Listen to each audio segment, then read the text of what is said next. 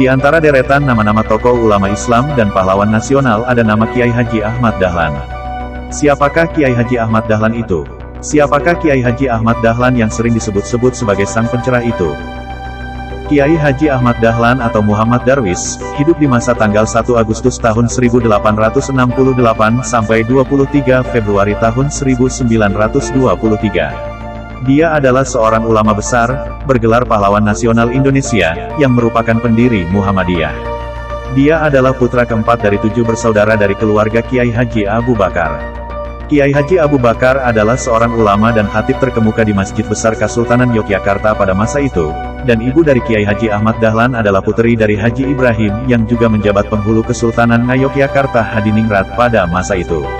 Nama kecil Kiai Haji Ahmad Dahlan adalah Muhammad Darwis. Dia merupakan anak keempat dari 7 orang bersaudara yang keseluruhan saudaranya perempuan, kecuali adik bungsunya. Dia termasuk keturunan yang ke-12 dari Maulana Malik Ibrahim, salah seorang yang terkemuka di antara Wali Songo, yaitu pelopor penyebaran agama Islam di Jawa. Silsilahnya tersebut ialah, Maulana Malik Ibrahim, Maulana Ishak, Maulana Ainul Yakin, Maulana Muhammad Fathullah atau Sunan Prapen, Maulana Sulaiman Ki Ageng Gribik, atau Jatinom, Demang Jurung Juru Sapisan, Demang Jurung Juru Kapindo, Kiai Ilyas, Kiai Murtadla, Kiai Haji Muhammad Sulaiman, Kiai Haji Abu Bakar, dan Muhammad Darwis alias Ahmad Dahlan. Pada umur 15 tahun, dia pergi haji dan tinggal di Mekah selama 5 tahun. Pada periode ini, Ahmad Dahlan mulai berinteraksi dengan pemikiran-pemikiran pembaharu dalam Islam, seperti Muhammad Abduh, Al-Afghani, Rashid Ridho dan Ibnu Taimiyah. Ketika pulang kembali ke kampungnya tahun 1888, ia berganti nama menjadi Ahmad Dahlan. Pada tahun 1903, ia bertolak kembali ke Mekah dan menetap selama 2 tahun. Pada masa ini, dia sempat berguru kepada Syekh Ahmad Khatib yang juga guru dari pendiri NU, Kiai Haji Hashim Asy'ari. Pada tahun 1912, ia mendirikan Muhammadiyah di Kampung Kauman, Yogyakarta. Sepulang dari Mekah, dia menikah dengan Siti Walidah, sepupunya sendiri, anak Kiai penghulu Haji Fadil, yang kelak dikenal dengan Nyai Ahmad Dahlan, seorang pahlawan nasional dan pendiri Aisyah. Dari perkawinannya dengan Siti Walidah, Kiai Haji Ahmad Dahlan mendapat 6 orang anak yaitu Johana, Siraj Dahlan, Siti Busro, Irfan Dahlan, Siti Aisyah, Siti Zahroh.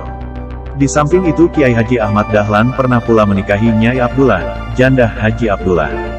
Dia juga pernah menikahi Nyai Rum, adik Kiai Munawwir Krapyak. Kiai Haji Ahmad Dahlan juga mempunyai putra dari perkawinannya dengan Nyai Aisyah, adik ajengan penghulu Cianjur yang bernama Dandana.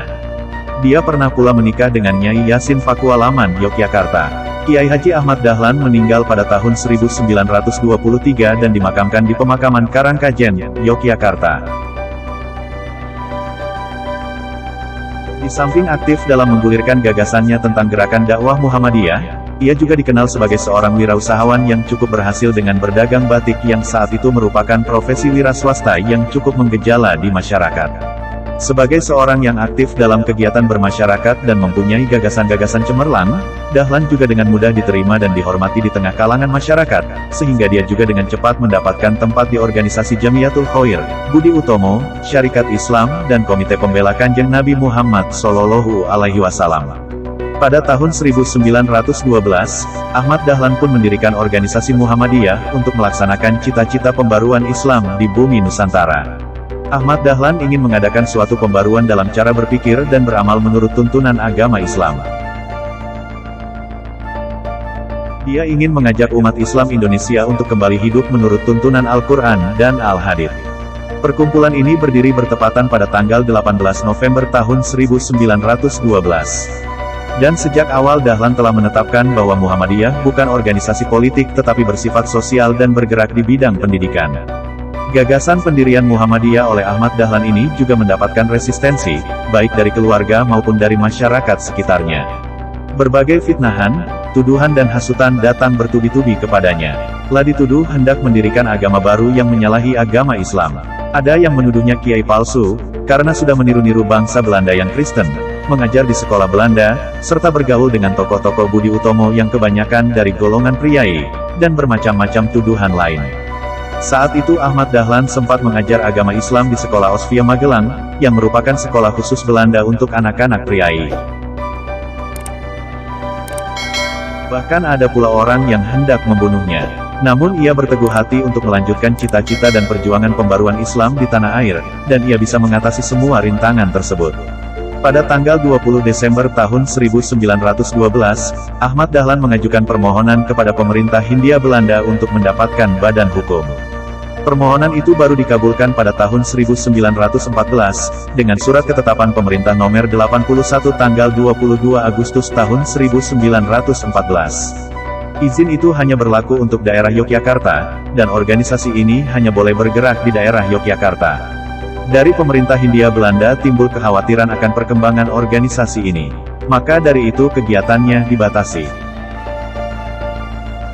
Walaupun Muhammadiyah dibatasi, tetapi di daerah lain seperti Serandakan, Wonosari, Imogiri dan lainnya telah berdiri cabang Muhammadiyah. Hal ini jelas bertentangan dengan keinginan pemerintah Hindia Belanda. Untuk mengatasinya, maka Kiai Haji Ahmad Dahlan menyiasatinya dengan menganjurkan agar cabang Muhammadiyah di luar Yogyakarta memakai nama lain. Misalnya Nurul Islam di Pekalongan, Al-Munir di Ujung Pandang, Ahmadiyah di Garut. Sedangkan di Solo berdiri Perkumpulan Sidik Amanah Tabligh Fatonah, SATF, yang mendapat pimpinan dari cabang Muhammadiyah. Bahkan dalam kota Yogyakarta sendiri ia menganjurkan adanya jamaah dan perkumpulan untuk mengadakan pengajian dan menjalankan kepentingan Islam. Berbagai perkumpulan dan jamaah ini mendapat bimbingan dari Muhammadiyah, diantaranya ialah Takwimuddin, Cahaya Muda, Hambudi Suci, Hayatul Qulub, Pria Utama, Dewan Islam, Toharotul Qulub, Toharotul Abad, Ta'awanu Alal Biri, Ta'ruf Bimakanu Wal Fajri, Wal Asri, Jamiyatul Muslimin, Syahrotul Muqtadi. Dahlan juga bersahabat dan berdialog dengan tokoh agama lain seperti Pastur Van Lith pada tahun 1914 sampai tahun 1918. Van Lith adalah pastur pertama yang diajak dialog oleh Dahlan. Pastur Van Lith di Muntilan yang merupakan tokoh di kalangan keagamaan Katolik. Pada saat itu Kiai Dahlan tidak ragu-ragu masuk gereja dengan pakaian hajinya. Gagasan pembaharuan Muhammadiyah disebarluaskan oleh Ahmad Dahlan dengan mengadakan tabligh ke berbagai kota, di samping juga melalui relasi-relasi dagang yang dimilikinya. Gagasan ini ternyata mendapatkan sambutan yang besar dari masyarakat di berbagai kota di Indonesia. Ulama-ulama dari berbagai daerah lain berdatangan kepadanya untuk menyatakan dukungan terhadap Muhammadiyah. Muhammadiyah makin lama makin berkembang hampir di seluruh Indonesia. Oleh karena itu, pada tanggal 7 Mei tahun 1921, Dahlan mengajukan permohonan kepada pemerintah Hindia Belanda untuk mendirikan cabang-cabang Muhammadiyah di seluruh Indonesia. Permohonan ini dikabulkan oleh pemerintah Hindia Belanda pada tanggal 2 September tahun 1921. Sebagai seorang yang demokratis dalam melaksanakan aktivitas gerakan dakwah Muhammadiyah, Dahlan juga memfasilitasi para anggota Muhammadiyah untuk proses evaluasi kerja dan pemilihan pemimpin dalam Muhammadiyah. Selama hidupnya dalam aktivitas gerakan dakwah Muhammadiyah, telah diselenggarakan 12 kali pertemuan anggota, sekali dalam setahun, yang saat itu dipakai istilah Algemene Vergadering, yakni persidangan umum.